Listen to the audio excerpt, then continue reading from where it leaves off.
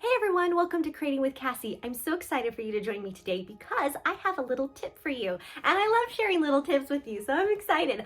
I want to show you today how I sleuth out my colors. Whether or not I have a thread kit, like I don't have a thread kit for Bella Box, but I'm going to show you how I figure out what colors I want to use, how I keep it all straight, and how I know which colors I'm going to use if I set the projects aside for a while and I come back to it later.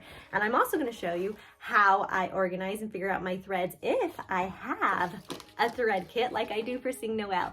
So I hope that this tip is helpful for you and that it will help you when you're creating your projects. Okay, so what I do is I get out both my thread kit, this is my Sing Noel kit, and my instructions, and I just kind of try and smooth out what all the colors can be. So there is always a color chart on your instructions somewhere that refer to all of the little boxes. So let's see, all the little boxes down here that tell you what colors are on each step. So what I'm going to do is show you how I figure out what color is what. So I'm going to open my box so I can take a look at all these colors, and I'll just set them right there. And I usually start with the colors that have the most options. So I have 3 greens. So I'm going to start with the greens. What I'm going to do is I'm going to take all of my greens out of my box and I line them up. So I line them up according to light, medium, and dark. And that just makes it really easy. So that's how they put it in the instructions: a dark green, a medium green, and a light green. So I immediately take my pen and I say, okay, my light green is willow. And I'll come and write willow right here, just so that I have it. Okay, and then at this point, I like to note the little pattern that they have put in this instructions, which I absolutely love, is, a little kind of diamond shape with the same color in the middle. And I think, awesome, that's my light green. So when I find it again, I know what color is what. All right, then I put my medium green, which is aloe, and I'll just write that next to it. And then my dark green is jade. And now I figured out all of my greens. And this is really good because when I get my instructions next month, I'll already know what colors are what, and I can just refer in the next instructions to these. There might be a new color in those instructions. That happens where you don't use all of them in every project, but then the process of elimination is pretty clear and I know really where I am. All right, so my next color is a light blue, and I only have one of those in my kit, so that makes it really easy. This is cloud. So that's good. And purple is also easy because I only have one of those. So this is iris.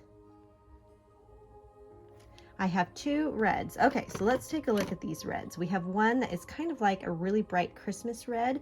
That is cardinal. And we have one that is ruby, and that's a really dark red. So burgundy is usually a deeper, darker red. So I'm going to put ruby here. And on the other red, I'm going to put cardinal. All right, then I know what those are. Okay, cream is not included in this kit, but the cream I'm going to use, and I want to make sure I use for the whole project, is linen, because that's the one that I have in my stash and the one I want to use. Okay, gold. The only color in this kit that could be gold is ginger. So I'm going to write ginger right there. And then dark brown. Okay, I have 2 browns. I have this one, and I have this one I haven't opened yet. And then I do have a dark, let's see, this one, let me read the color, is shadow. So that's usually a dark gray color. So I have brunette, which is a nice kind of chocolate brown. And then I have oyster, which is kind of more like a light brown. So I know it's probably not going to be oyster, and it's going to be brunette. Okay, so now that I have that figured out, I know that I have these dark colors. So I have a shadow, which is going to be my dark gray kind of a color. I have brunette, which is going to be my dark brown, and oyster, which is going to be a light brown color. So I know that my dark brown is going to be brunette. And since I'm human, I wrote it in the wrong place. But my charcoal color is going to be shadow. And so I'm just going to write it here, and then I'll come and white that out in a minute. Okay, so that is the colors that I have. So the ones that I haven't figured out yet, which means they're used in a different part of the project, is oyster, which will be a light brown, And then you have a eggnog color, which is going to be a light yellow of some sort, but the rest of them were on this page. So that was pretty good. And what I like to do at this point, because I'm somebody who I like to follow the instructions, but when I'm all the way over here, I don't want to try and flip all the way back and find that page. I don't like the flipping back and forth. So what I actually do is I take it to my scanner printer and I just copy this page and then I cut this out. So I'm going to do that real quick so you can see what that looks like. Okay, so here is the page that I copied so that I had my little thread guide here. And I just come in with my scissors and I trim this away.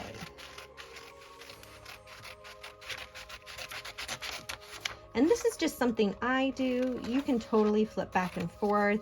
After a while, you'll memorize the color and the symbol and you'll just know what thread is what. But when it's a brand new project, this is what I like to do to make sure I keep everything straight. So I just cut it out like this. And then I take my paper tape because it is the best thing to use when you want to just have something fast that can be removed later. And I just roll it. And I stick it on either end here and here. And I do this, you know, while I'm making the tree wedge and the ornament, so it's just easy, quick reference. All right, and then I take it to my machine. Okay, so here's my machine, and I just take my little cheat sheet, I guess I call it, and I tape it just right here. So it doesn't block anything, and then when I'm looking at my instructions, I can see especially the symbols that I really appreciate seeing. I love that they did that for this new program. I can see this little blue with a heart, and I'm like, oh, okay, it's the light blue thread, and I can just grab cloud, and it makes it really easy. Okay, so that's what I do if I have a booklet with a thread kit.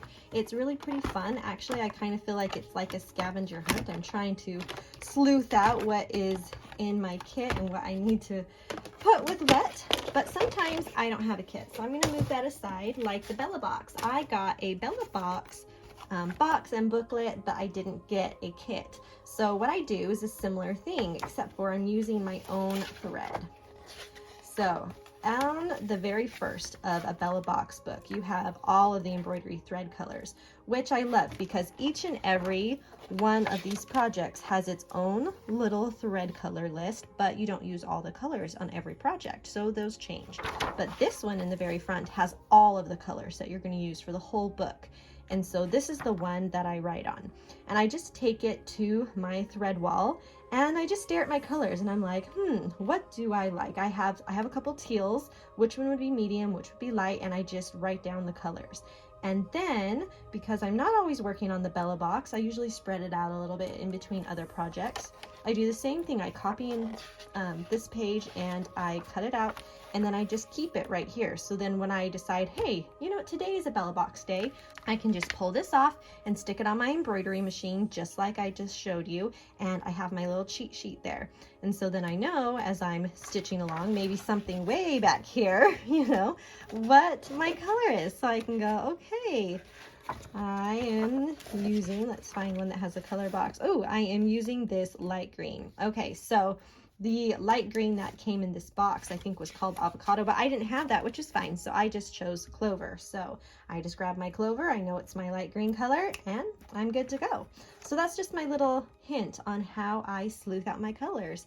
I just write them down on a cheat sheet, I guess, as it's called. Make sure I have something I can tape to my embroidery machine, and then I'm good to go, no matter if I have a thread kit or not. I hope that that tip was super helpful for you and that it will help you figure out how to organize your threads, how to keep things organized, especially if you're setting down a project, which we do with Sing Noel, right? This is a year-long project, and if you're like, I forgot which thread is what, doesn't matter, you wrote it down. It's easy to remember even if it's July and it has been a while. So I hope that that is helpful, and I hope that you got a hint on how to figure out your thread colors from your own stash in case you don't have a thread kit. They do have a thread kit for Bella box. I just didn't have one. And so I thought, well, let me write down all the colors, have it figured out, because I knew I was going to be making these projects kind of intermittently, and I didn't want to say, did I pick that for my dark brown, I don't know. And so it's helpful to just write it down and have it figured out from the beginning. And then I just love the idea of putting a little cheat sheet right there on my machine so that I don't have to flip back and forth. I can just see the color or see the color in the symbol and go, that's my color, and I just know what I'm doing and I carry on. So anyway, thank you so much for joining me today, and I hope that you go out and make something beautiful. We'll see ya.